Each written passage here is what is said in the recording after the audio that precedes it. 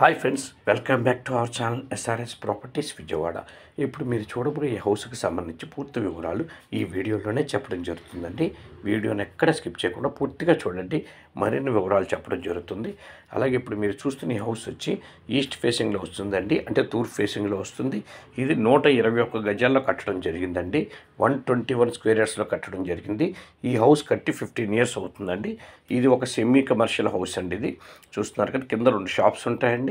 Back side ఒక single bedroom వాళ్ళకి ఇచ్చి ఉంటుంది, పైన ఒక డబుల్ బెడ్రూమ్ ఉంటుందండి, ఆ పైన డబుల్ బెడ్రూమ్ ఉంటుంది. ఈ హౌస్ రెంట్స్ వచ్చి టోటల్ 40,000 రూపీస్ రెంట్స్ వస్తున్నాయండి ఆల్రెడీ. ఇది చూస్తున్నారు కదా, ఈస్ట్ నార్త్ కార్నర్ కింద వస్తుందండి యాక్చువల్గా.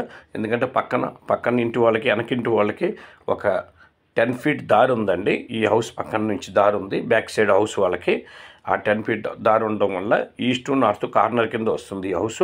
కింద 2 షాప్స్, బ్యాక్ సైడ్ ఒక సింగిల్ బెడ్రూమ్ వాళ్ళకి ఇచ్చును, పైన డబుల్ బెడ్రూమ్, ఆ పైన డబుల్ బెడ్రూమ్గా కట్టడం జరిగింది. దీని రెంట్స్ వచ్చి 40,000 అంటే 40,000 రూపాయల దాకా రెంట్స్ వస్తున్నాయి.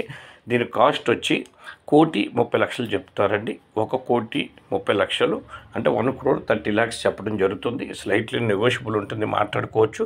ఈ హౌస్ దగ్గర నుంచి ముత్యాలంపాడు, శ్రీనగర్ కాలనీ, కేదారేశ్వరపేట, గాంధీనగర్ ఇవన్నీ చాలా దగ్గరగా ఉంటాయండి. హౌస్ దగ్గర నుంచి మంచి ప్రైమ్ లొకేషన్లో ఉంది.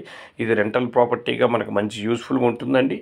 ఇది 121 square yards, east north corner కింద వస్తుంది ఈ హౌస్.